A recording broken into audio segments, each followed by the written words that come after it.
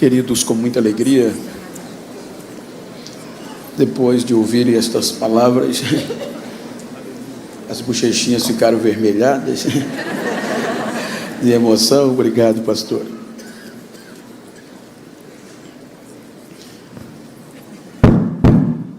Quero agradecer a Deus pelo rico privilégio, sabendo que esta igreja que muitos pastores, pregadores sonham, e eu estou entre eles, de estar não só pregando, mas também ouvindo, e Deus me deu esta oportunidade de poder estar convosco.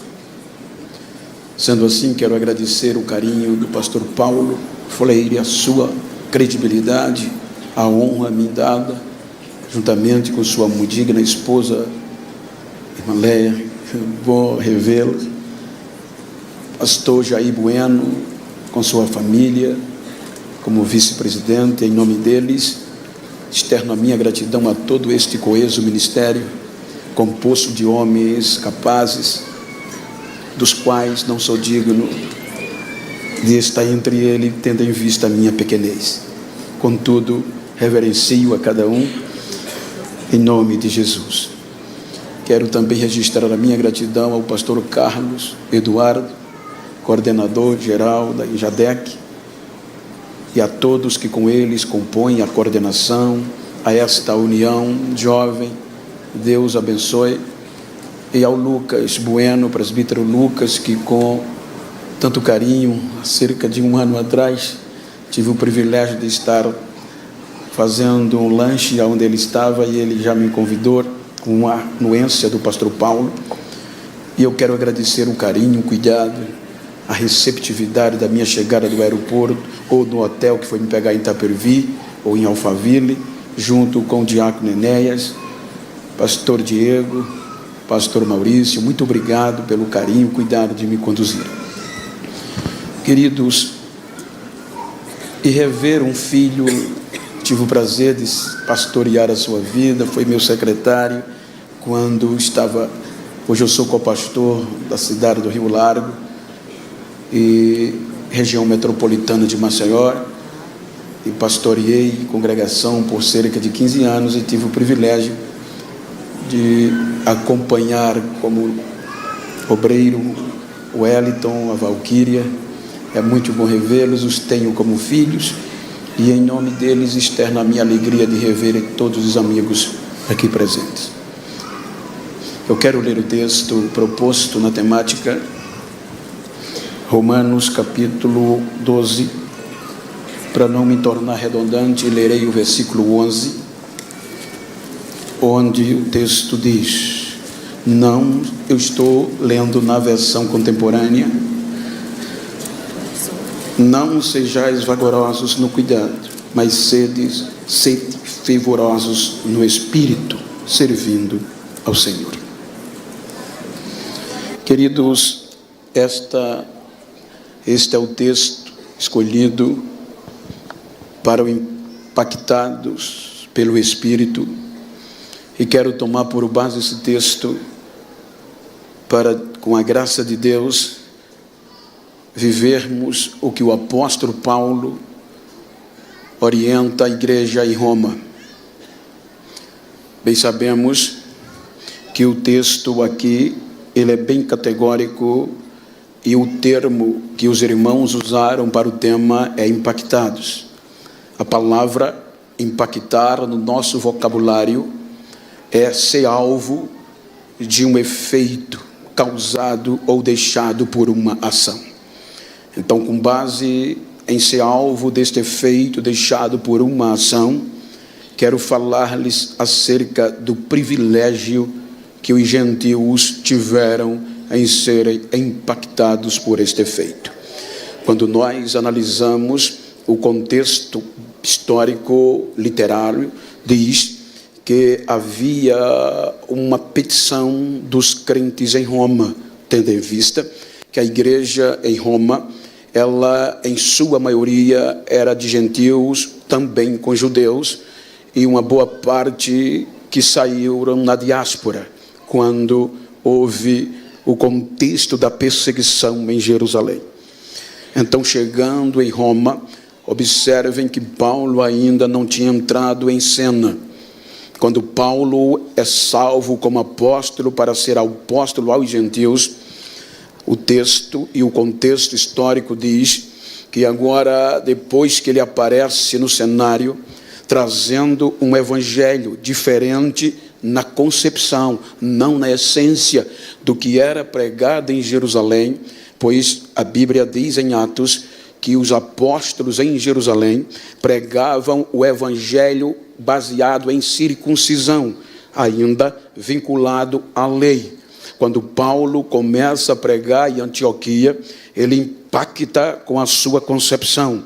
Vejam que a Bíblia fala que ele prega aos gentios um evangelho da incircuncisão, da liberdade em Cristo, dizendo que não é necessário os irmãos observar os pontos da lei, porque a graça era diferente, dava liberdade para ser impactado pelo Espírito.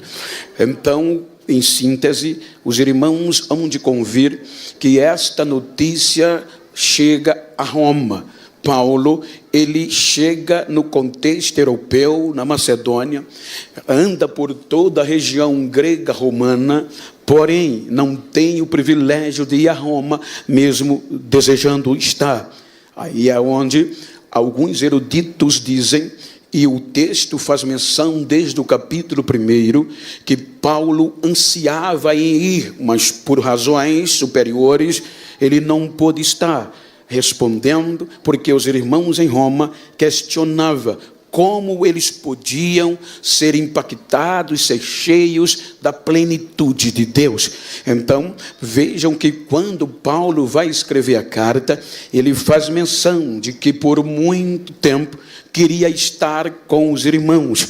Então, ele vai discorrendo, e segundo alguns escritores ou teólogos, dizem que se só a carta do apóstolo Paulo aos Romanos fosse escrita, já era o suficiente para abranger todo o contexto de salvação, pois é uma carta que ele eleva o contexto da graça, da lei, do pecado e da liberdade. Por isso que quero pedir a vossa permissão, com base no alvo de um efeito deixado por uma ação, para contextualizar e você ver que nós que compomos esta geração e estes jovens que nos deram o orgulho de vivermos com eles nesta geração, tem motivos para deixarem serem impactados a cada dia. Os irmãos observem que a ênfase é o Espírito Santo. Quando nós analisamos, os irmãos hão de convir que o contexto é bem normal. Quando nós observamos Jesus, ele ainda em terra, ainda em vida, ele faz menção na última ou penúltima reunião com os discípulos. João capítulo 14, versículo 16. Depois dele dizer que era necessário voltar para o Pai, mas ia retornar para buscá-los, não foi suficiente para a celeuma, a desconfiança. Observem que quando o capítulo 14, versículo 16, ele faz menção do que ia acontecer. Ele diz: vou, mas rogarei ao Pai, e ele enviará o outro Consolador, o Espírito da verdade, que o mundo não conhece e não pode receber, mas vocês conhecem, porque ele está em vós e habitará em vós. Observem que aqui Jesus é categórico, ele fala presente e futuro.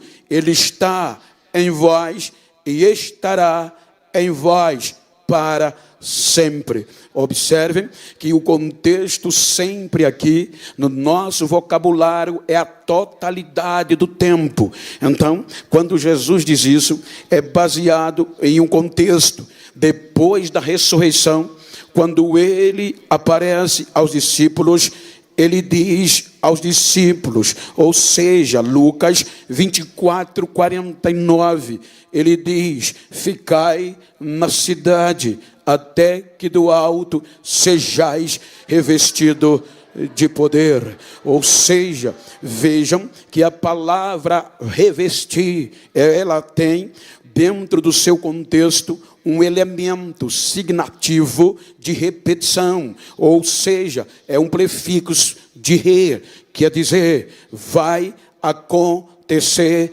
de novo. Só se reveste o que já foi vestido e por algum motivo perdeu o vestimento. Então, quando nós analisamos o capítulo 2 do livro do Gênesis, a Bíblia mostra que Deus fez o homem de uma forma excepcional, diferente de todas as outras criaturas. Só o ser humano recebe o que nenhuma outra criatura recebeu. Se nós analisarmos dentro de uma forma ou uma visão construtiva, o discurso de Eliú, ele apresenta, quando vai falar diante de Jó, ele faz distinção, tendo em vista que nós acreditamos que toda a Bíblia é inspirada por Deus. Então ele diz: o Espírito de Deus me fez. Capítulo 33, versículo 4 de Jó: e o Todo-Poderoso me deu fôlego de vida. Veja que ele mostra que o Espírito Santo nos deu forma, ele que nos fez, ele que nos formou, e segundo alguns estudiosos, ele viu que estava tão perfeito para adorar a Deus, que ele propõe, compõe e faz um lugar dentro deste ser humano para ele habitar como espírito. Aí depois que está pronto, vem Deus e sopra na narina do ser humano e ele ganha vida, se torna alma vivente.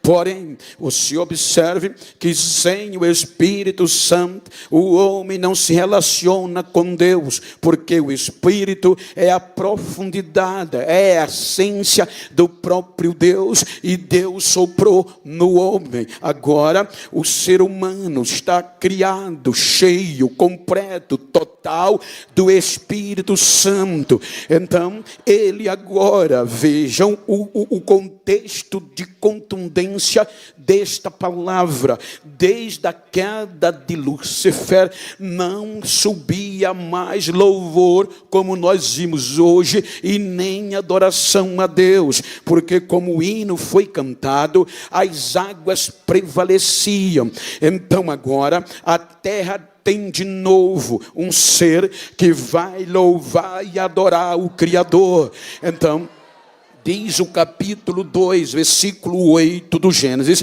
que Deus planta, Deus estabelece um local geográfico chamado Éden e põe o homem lá, e ali se torna um santuário, porque diz a Bíblia que o homem estava vestido na totalidade do Espírito Santo, a ponto de não ver a vergonha, nem a nudez, nem o erro.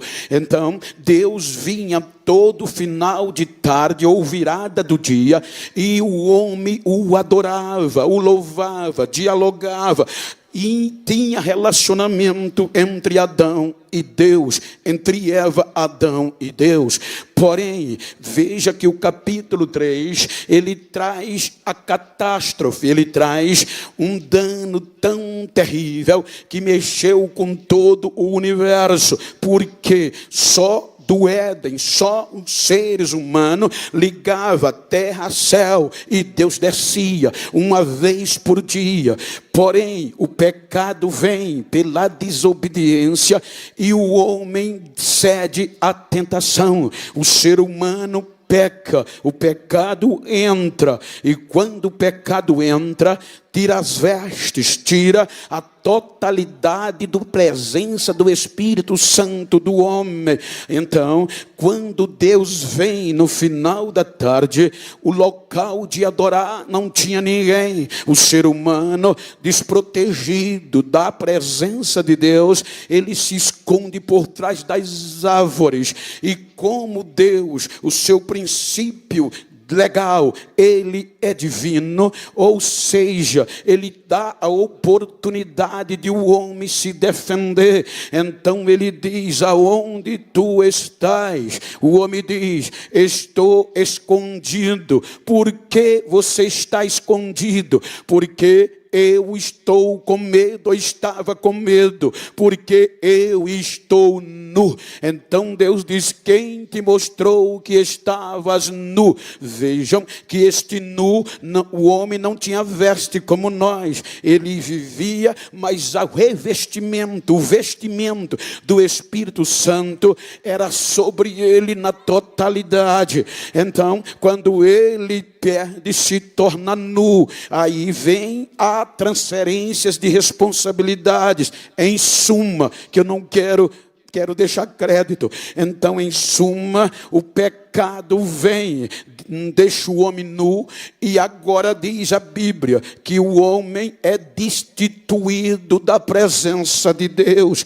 A Bíblia mostra que o homem é lançado fora do santuário, sem ter direito de voltar, porque Deus coloca formas protetivas. Então é aqui que Paulo aos Romanos, aos próprios Romanos, capítulo 5, versículo 12, ele diz que por um homem entrou o pecado. Veja que o pecado entra por meio de um homem. Então, observe que do capítulo 1, capítulo 3 do Gênesis ao capítulo 6, vai atingir uma geração, segundo a numerologia dos anos de vida de cada patriarca, ao gerar o seu filho, dá cerca de 1556 anos, desde a queda, da formação de Adão até o dilúvio. Então mais de 1 milênio e meio de anos se passaram.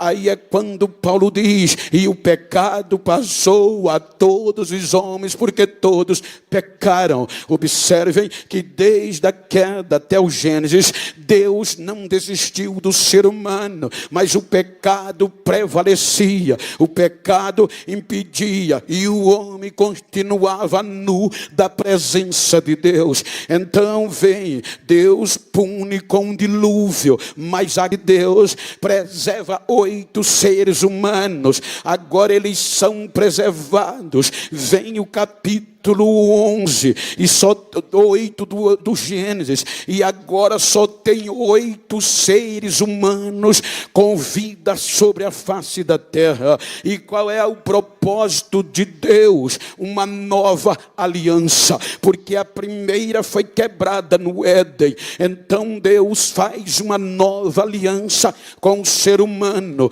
Então é aceita, é proposta recíproca. Porém, o capítulo 11 do Gênesis diz que o pecado prevalece, e a geração de Noé perde a oportunidade de serem impactadas pelo Espírito Santo. Então o pecado vem e vence. Então é quando vem o capítulo 12 do Gênesis. Quando o capítulo 12 vem, observem que Deus vai levantar em forma coletiva um projeto espiritual, para que houvesse louvor à terra, da terra aos céus, e houvesse adoração de novo. Então o pecado impedia, e Paulo diz que o pecado reinou, ou seja, Romanos 5,14, que a morte reina desde Adão até a lei, ou Moisés, que ele quer dizer é isso aqui, porque Deus sempre investiu, mas o pecado não deixava, e pelo pecado vem a morte. Então observe que até aqui toda a geração de Adão é ludibriada pelo pecado, consequentemente não tem capacidade de vencer a morte e morte espiritual. Então vem Israel, quando Deus chama Abraão, ele chama com um propósito de não só impactar Israel, mas por meio de Israel impactar toda a terra. Capítulo 12, versículo 3, disse Deus a Abraão: por meio de você eu vou abençoar todas as famílias da terra. Olhe que o propósito era impactar toda a terra de novo. Então vem Israel, aí Deus trata Israel e tira-o do Egito, ou seja, Israel sai do Egito, agora é um novo povo, é uma nova geração, é um povo peculiar, é um povo que não podia se misturar com nenhum outro, era o alvo de uma ação espiritual. Então o que é que acontece? Deus tira Israel do Egito e vai pautá-lo para descer na terra de novo. Capítulo 24 do Êxodo, a primeira parada para diálogo com Deus. Então Moisés sobe o monte e Deus propõe para Israel uma nova aliança, e agora de fidelidade de novo. Então diz a Bíblia no capítulo 24 do Êxodo que a confirmação da aliança foi recíproca. Deus quis e o povo aceitou. O interessante é que como o pecado prevalecia, então Deus diz a Moisés, para que o pecado não atinja Israel, na nossa linguagem, eu vou colocar algo para você fazer pelo povo para justificar, porque eles não se justificam diante de mim. Sangue de animais, de novilho, puro, limpo, sem defeito, o justificará, e eu desço de novo. Observe 24, versículo 5, salvo engano do Êxodo, Moisés fez a proposta, e o interessante, como não tinha sacerdote levantado ainda, diz o texto que Moisés, na nova geração, escolheu alguns jovens de Israel e pediu para eles oferecerem sacrifício pacífico de sangue de novilho, e a nova geração ofereceu esse sacrifício. Então Moisés pega o sangue e joga sobre o povo. Quando isto vai acontecer? Capítulo 25 do Êxodo, a aliança é confirmada por ambas as partes. Aí Deus vem e agora vai ensinar a Moisés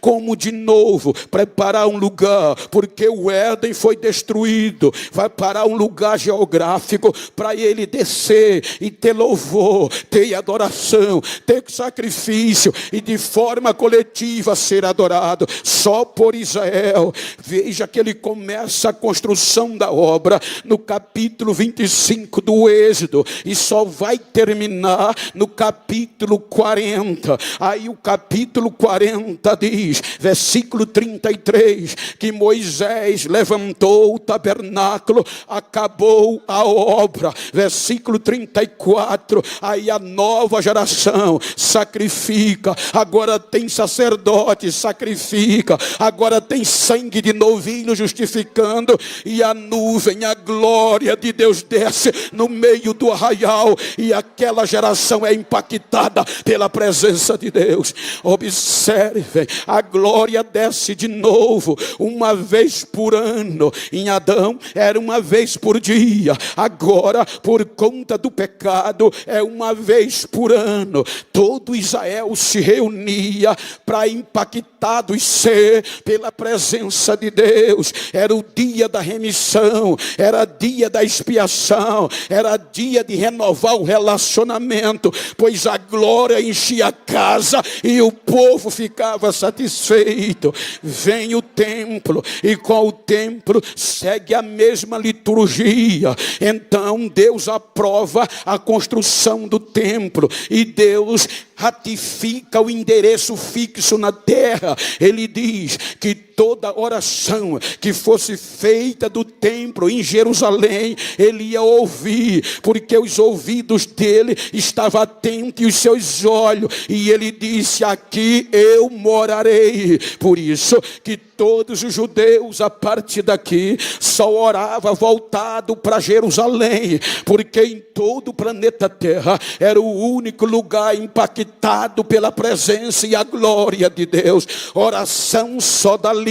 Então vem o pecado, e a lei, diz Paulo, adoeceu. A lei que pautava Israel enfermou, enfraqueceu. O sangue de novilho não deu totalidade da ação em Israel, porque não pôde vencer o pecado. O pecado vem e detona Israel, e agora o único lugar de novo na terra de adoração, da presença de Deus descer, o pecado destrói pela mão dos caldeus. O templo de Jerusalém transforma-se em pó. Aí o povo volta para a escravidão, porque você pode ter dinheiro, você pode ter mídia, você pode ter fama, você pode ser o que tiver, mas sem a presença de Deus é escravo e não está livre para ser impactado. O povo com tanto glamour volta para o cativeiro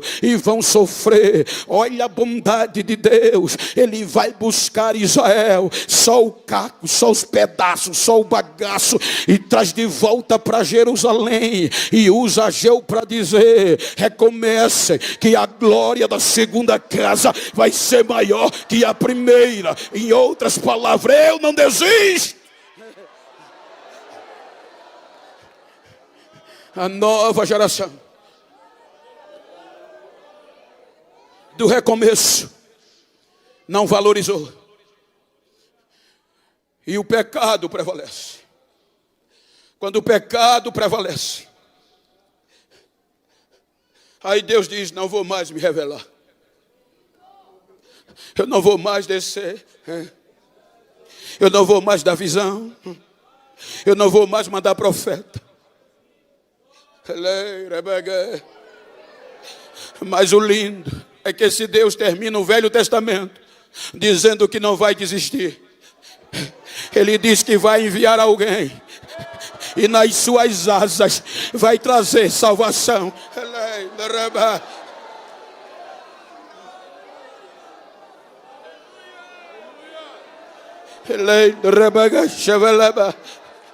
O ser humano continuava nu. Me permita uma visão teológica minha, com base em Apocalipse 5. Quando o período do silêncio vem, é a hora do pecado, a morte e o inferno. Tem razão, porque João, a revelação que Jesus mostra a ele é das coisas que aconteceram e as que ainda iriam acontecer. Então, com base nas que aconteceram, ele diz o seguinte: que foi levado em espírito aos céus, e quando ele chega lá, ele vê um trono. Por quê? Nas entrelinhas, porque o pecado e a morte e o inferno, cheios de provas, de razões, porque Paulo, Romanos 5,14 diz que a morte reinou desde Adão até Moisés, até a lei. Então a morte vai com o pecado e são testemunha, ou seja, são promotores de acusação.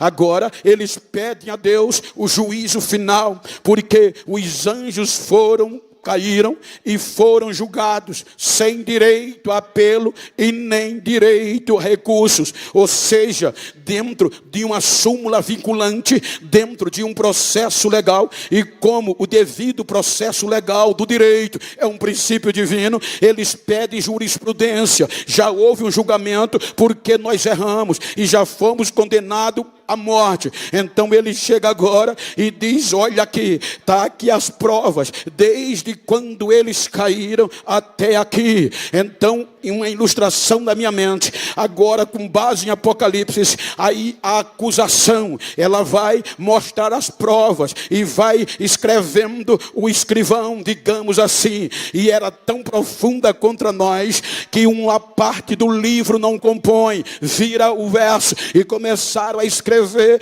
toda a nossa culpabilidade, todas as nossas falhas. Então eles rolam, selam com 7 selos e colocam na mão do Supremo Juiz para julgar. Agora vem a acusação, é o juízo final, é para ser aqui, porque nós prevalecemos até aqui e ninguém nos venceu. Olhe que João diz que na mão direita do juiz tinha uma escritura selada por dentro e por fora, ou escrita e selada com 7 selos. Como Deus é justo, ele não dá sentença, ele diz: ei, procure um bom advogado ou um promotor de defesa para justificá-los diante de mim e da acusação. Aí João mostra que saíram a procurar, mas como as provas eram robustas e contundentes e estava na mão do juiz, a lei não dava brecha nem para diminuir a pena. Aí João diz que um anjo diz ao juiz: ninguém no céu, nem na terra, nem debaixo da terra foi achado digno. Ou seja, ninguém aceitou o processo, porque é caso perdido. A lei não dá brecha para justificá-los. Então só restava a sentença condenatória, só restava o fim. Aí quando vai dar o fim, observe que até aqui ninguém foi achado digno. Todos arrolados no processo. Por exemplo, permita-me recapitular o arrolar do processo desde a queda. Olha como esta geração tem que valorizar o que Paulo orientou, porque diz a Bíblia que o pecado entra por Adão, então é a causa, então vem o rolo do processo. Adão gera 7 e o pecado e a morte vence 7. 7 gera Enos, Enos invocou a Deus, mas o pecado venceu e a morte. Mas Enos gera Cainã, Cainã Malalaiel, Malalaiel gera Jared, Jared gera Enoque, Enoque gera Metusalém, e Metusalém gera Lameque, Lameque gera Noé, Noé gera Sem, Canha, Jafé. E o pecado e a morte leva e traz o dilúvio e vence. Aí Deus não desiste e arrola Sem no processo depois do dilúvio. Aí a Bíblia diz que o pecado venceu Sem, mas Sem gerou Arfajade.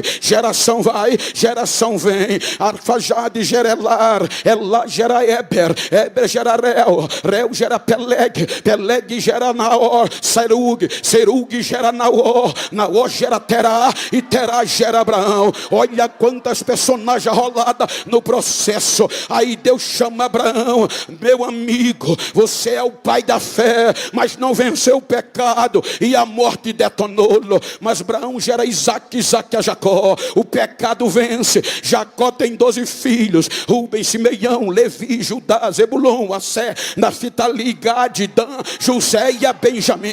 Aí Deus pega Judá e joga no processo. Aí a Bíblia diz que a morte e o pecado venceu a todos, mas agora era Judá. Judá gera Perez, Perez gera Esrom, Esrom gera Arão, Arão a Aminadab, Aminadab Naasson, Naasson a Salmão, Salmão a Boaz, Boaz a Obed, Obed a Jessé, e Jessé era Davi. Aí Deus disse: agora eu achei um que vai cumprir o desejo do meu coração. Vai cumprir.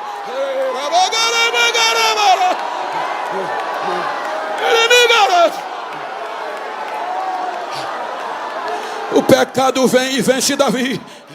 Mas Davi gerou Salomão, Salomão a Roboão, Roboão a Abias, Abias gera Asa, Asa gera Josafá, Josafá gera Jorão, Jorão gera Uzia, Uzia gera Jotão, Jotão gera Acais, Acais é Ezequias, Ezequias Manassés, Manassés a Amon, Amon a Josia, e Josia a Jeconia. O pecado vem e leva todos de novo para ser escravo. O templo é destruído, acabou. Deus não desiste. Aí vem o Novo Testamento. Aí Mateus diz: depois da deportação babilônica, Zorobabel gerou a Salatiel, gerou a Zorobabel, Zorobabel Abiúde, Abiúde Eliaquim, Eliaquim Azó, Azó Zadok, Zadok Aquim, Aquim Eliúde, Eliúde Eliazar, Eliazar Matã, Matã Jacó, e Jacó José, que foi marido de Maria. E até aqui ninguém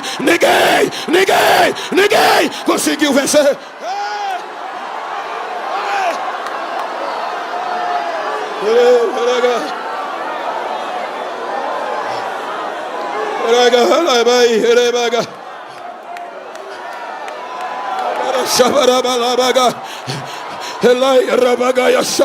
Eu sou assembleano. Deixa eu ver o barulho da Assembleia de Deus. Deixa eu ver o barulho da Injadé. Adora!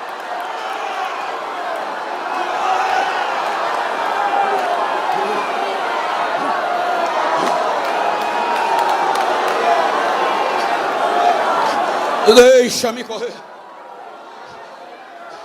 A acusação diz: é o fim. Só restava o juiz dar a sentença. Filipenses capítulo 2. Base para o que eu vou dizer, com algumas ilustrações da minha parte. Antes da sentença ser decretada, quando ninguém quis assumir o nosso processo, aí Paulo diz que alguém entra e diz: meritíssimo, eu aceito o processo deles.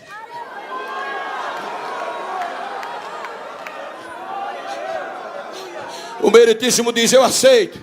Mas a acusação argumenta e protesta: não pode, meritíssimo.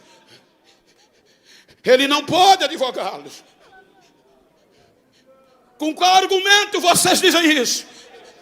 Dá para ouvir a acusação dizendo: ele é o alfa, ele é o ômega, ele é o princípio, ele é o fim, ele é Deus forte, ele é Pai da eternidade, ele é príncipe da paz. Ele não pode.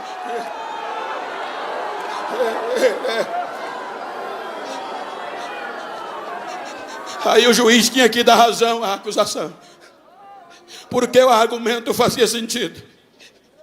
Imagina quem faria isso, gente. Ele diz: meritíssimo, não seja por isso. Para defendê-los, eu estou disposto a abrir mão de todos os títulos e cargos que eu tenho aqui. Eu vou me despir da minha glória, meritíssimo. Eu não vou usar o direito de ser igual a Deus, mas eu vou descer e vou advogar a causa dele.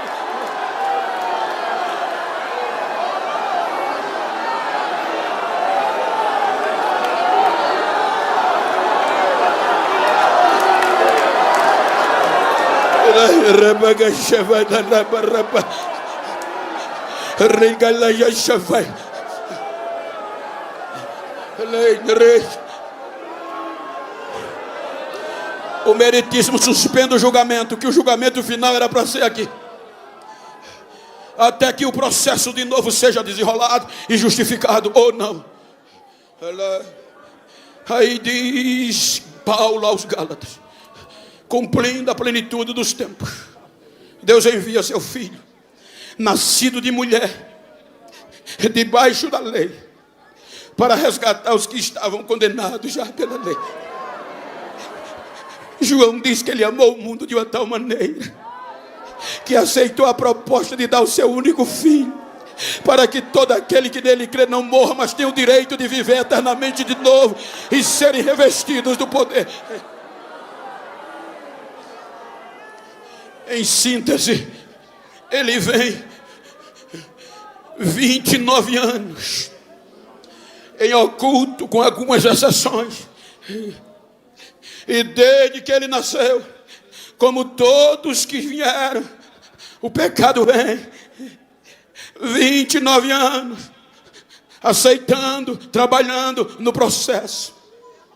30 anos arredondando, o processo afunila.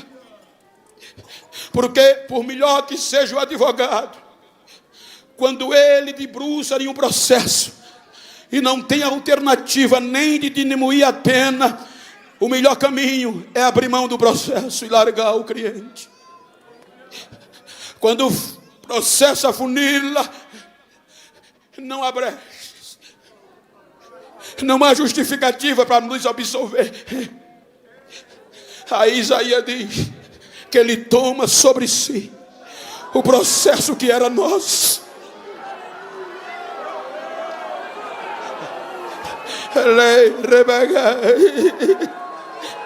Mas não desiste do processo. Quando ele toma o processo sobre si, então vai assumir todas as nossas enfermidades, todas as nossas mazelas, e o castigo que nos traz a paz agora estava sobre ele.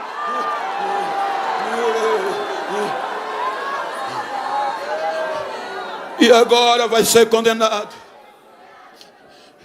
com os mais cruéis requintes de tortura e de vergonha. Você vê que foi o próprio Paulo que disse que ele suportou o opróbrio. É o ápice da vergonha e não abriu mão do processo. Vai ser dilacerado pelos chicotes romanos.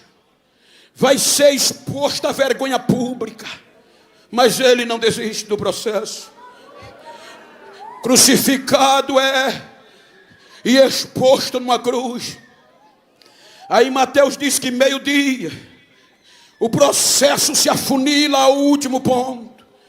E agora, como ele resolveu assumir, a acusação pede: lancem tudo sobre ele, desde Adão até aqui, e da futura geração que possa vir, se ele conseguir absolvê-los.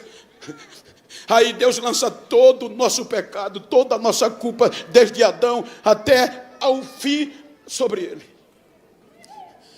Foi tão cruel que Isaías diz, olhando nós para ele, nenhuma beleza víamos para nos atrair ou sermos impactados. Foi humilhado, foi ultrajado, o mais humilde dentre os homens. Quando o pecado vem, aí o próprio Deus e o Espírito Santo deixa ele. O pecado, como fez com Adão, separou Jesus de Deus. Aí ele senta a dor e grita: Eli, Eli, lama sabachthani. Por que me desamparaste, meu Deus? Foi por causa da Injadec. Foi por causa da Assembleia de Deus de Campinas. Foi por causa de mim. Diga para quem está ao seu lado: foi por causa de você. Porque ele assumiu o teu e o meu processo.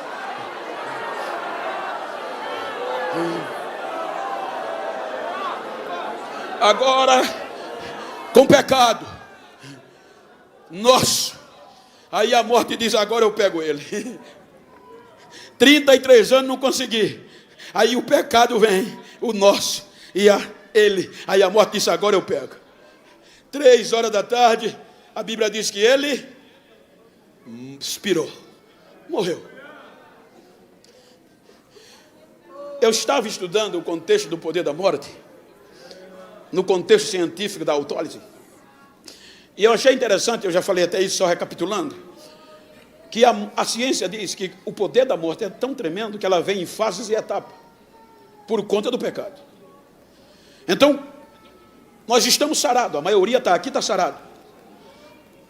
Essa ciência diz: se nós, ou qualquer um de nós morremos aqui agora, primeira coisa que a morte faz, o pecado veio e a morte nos matou, parou o sangue, a corrente sanguínea. Depois que ela para a corrente sanguínea, ela vem com a outra etapa, esfriar o corpo. Depois que ela esfria o corpo, ela vai empalidecer a pele. Você olha e diz: está sem vida.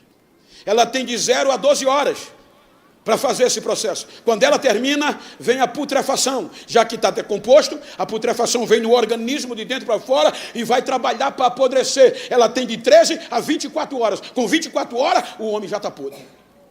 Vai ter que entupir o ouvido, a boca, o nariz, porque vai cheirar mal. Aí, quando a putrefação termina, vem a colonização, que já está podre, está fedendo, vai sepultar, os insetos vêm e entram e vai esmagá-lo, comer, e ele volta ao pó. Essa foi a consequência do pecado. E até aqui ninguém conseguiu. Aí a morte vem e mata Jesus, 3 horas.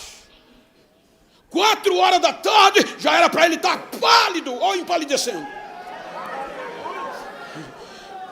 3 horas depois, ele já está no túmulo. Isso é coisa da minha cabeça, dentro da Bíblia. Aí a morte vai no túmulo e vai se gloriar. Só quando ela olha dentro, o corpo não está frio, está aquecido. A pele está rosada. Porque a Bíblia diz que o processo terminou na cruz. Isso quer dizer, os nossos pecados ficaram na cruz. Ele já entra sem pecado, que não era dele.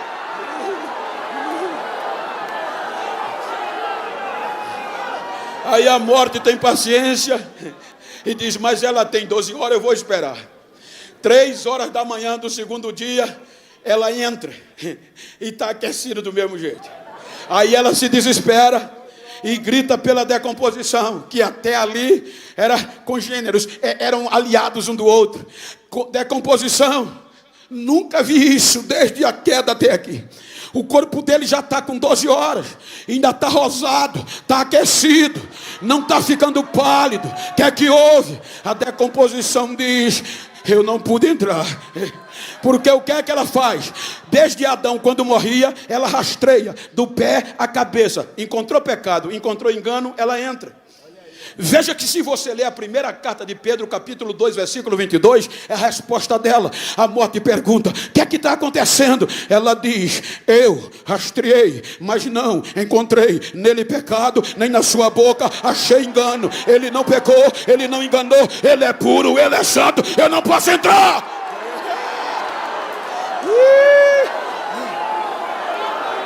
E se ela não entra, a putrefação nem a colonização entra. 3 horas da manhã, 4, possivelmente do terceiro dia, ela entra.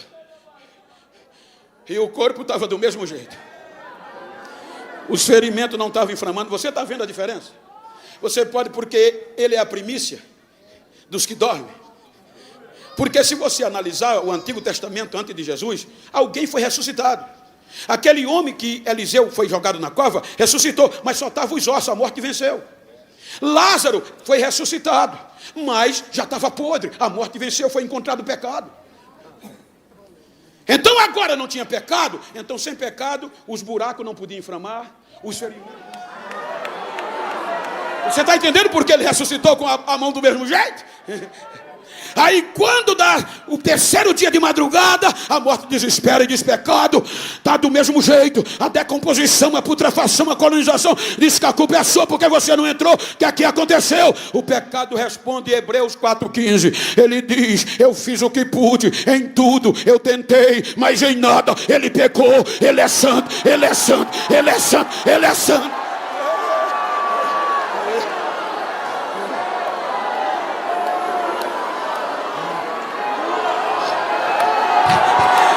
Aí ele agora, o pecado se rende, a morte se rende.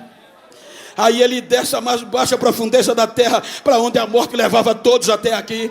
Pega o poder da morte, do inferno, e vai no lugar do cativeiro, com o cativeiro cheio de Adão até aqui. Ele prega a esperança, o revestimento, e aqueles que acreditaram nele, ele tira cativo, os cativos do cativeiro, e diz, se prepare, que nós vamos subir, porque a partir de agora, quem estiver em mim, não desce mais, vai subir, é para cima.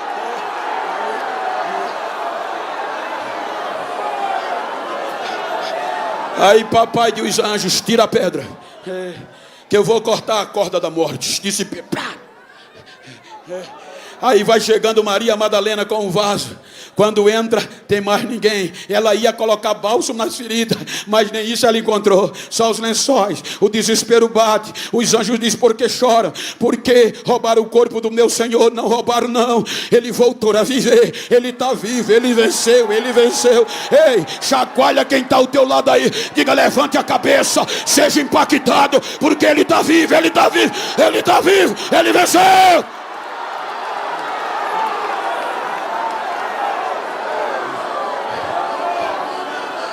Chega para os discípulos e diz, ficai na cidade, até que do alto vocês vão ser vestidos de novo. vai ter repetição, vai voltar ao princípio original. Vocês vão ser revestidos do poder de Deus de novo. Ficai na cidade.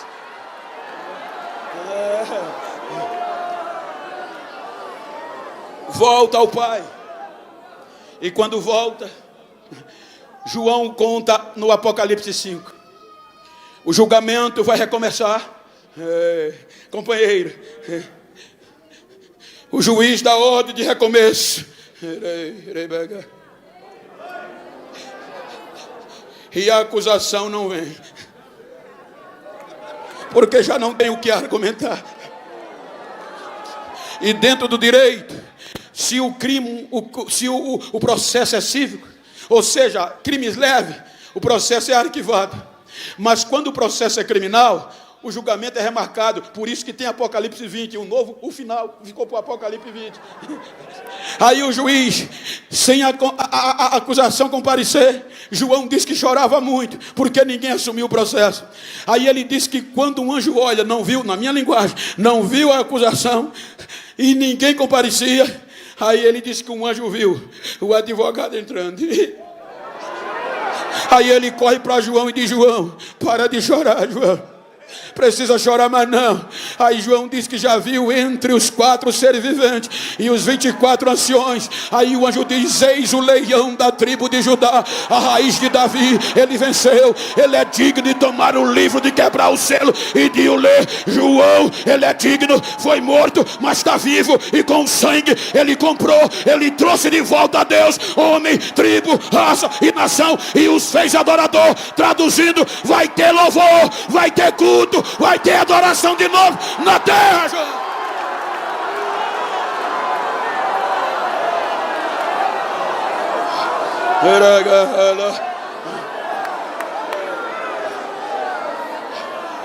Condecorado, os 4 seres viventes caem aos seus pés adorando, os 24 anciãos.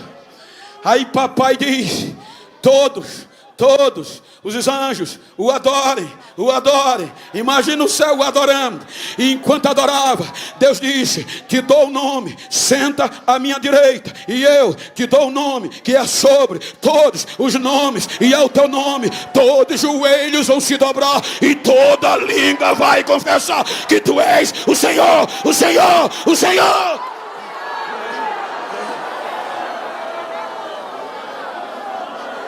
Senta à direita do Pai. João 14,16, lembra o que eu disse? Aí ele olha para o Pai e diz: Pai, eu prometi a minha igreja. Pode olhar, desde a queda até aqui, o Espírito Santo vinha, mas não ficava. Não ficava. Há nomes específicos de quem eram impactados. Por momentos, depois ficava sem. Ele disse: Pai, eu prometi à minha igreja que ia te rogar. Rogar é pedir não só uma vez. Derrama o teu Espírito, impacta eles, Pai, com o teu Espírito, para ficar com eles para sempre, tempo total. E o cara que estava acontecendo em Jerusalém, com 50 dias, o 50º dia, o Pentecoste. Aí papai diz: é agora, vou soprar de novo. O Espírito Santo vem. Yes. E estavam cerca de 120 reunidos em um mesmo lugar, quando de repente entrou um barulho de um vento impetuoso, veemente, e encheu toda a casa, impactou toda a casa, e todos foram cheios do Espírito Santo de Deus, e falava novas línguas, conforme o Espírito concedia que falasse. Deixa eu ver quem foi impactado por este vento, deixa eu ver quem foi impactado por essa ação. Então solta a tua língua, adora!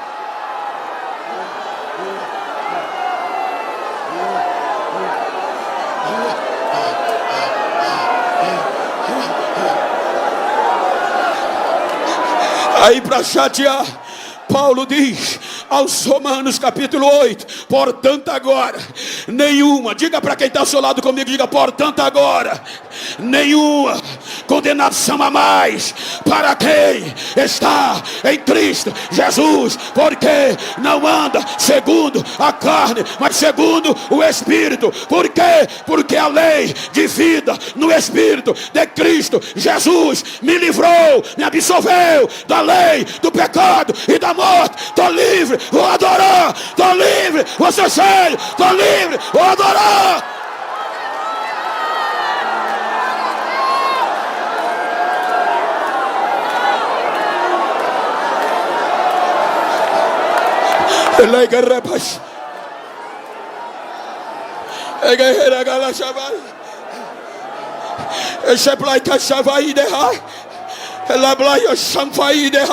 Há uma unção sobrenatural invadindo este congresso. Seja impactado agora, mais ainda, penetra falar. Agora, a ação foi feita. Sente o efeito.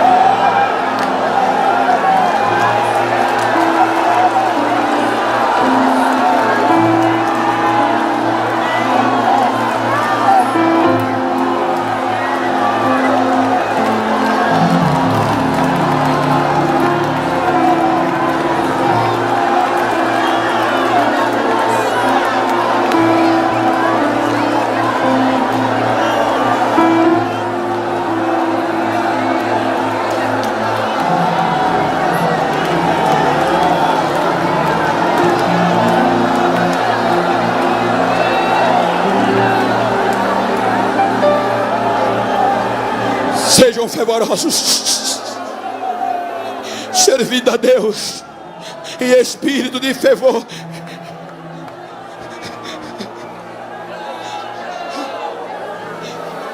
Aí Paulo mostra que o ser humano agora podia ser impactado e cheio dessa presença.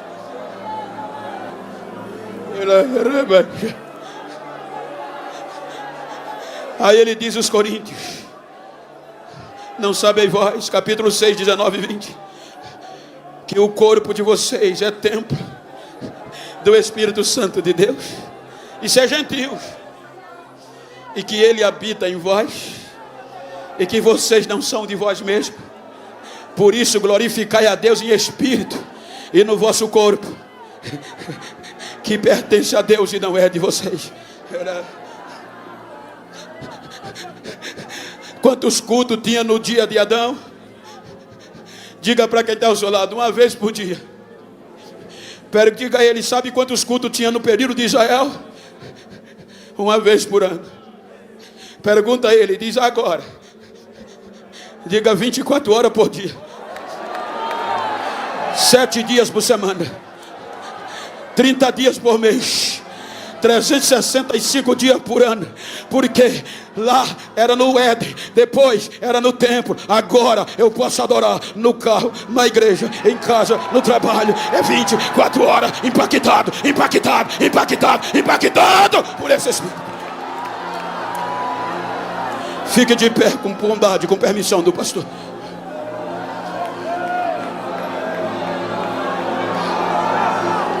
Eu sou assembleano. Eu já daqui preparo o louvor. Eu sou assembleano. Sou co-pastor de uma igreja de 6, 7 mil membros. Não vou emocionar, mas eu sou pentecostal. Se você está perto de uma pessoa do mesmo sexo, ou íntimo, vira para ele assim, como eu estou com meu amigo Lucas. Vem cá, Lucas. Com todo respeito, olha para ele assim, olha para mim não. Olha para ele e diz: ô absolvido, ô inocente, quero nem saber como você chegou no congresso. Quero saber como você vai sair. Diga a ele: vou sair impactado do Espírito Santo. Diga a ele: me faz um favor. Se depois desse congresso tu encontrar alguém por aí que pensou que eu estava frio, que eu ia desistir, que eu ia parar, dá um recado a ele. Ele vai ter que me engolir, que eu vou sair impactado. Abraça ele, abraça ela.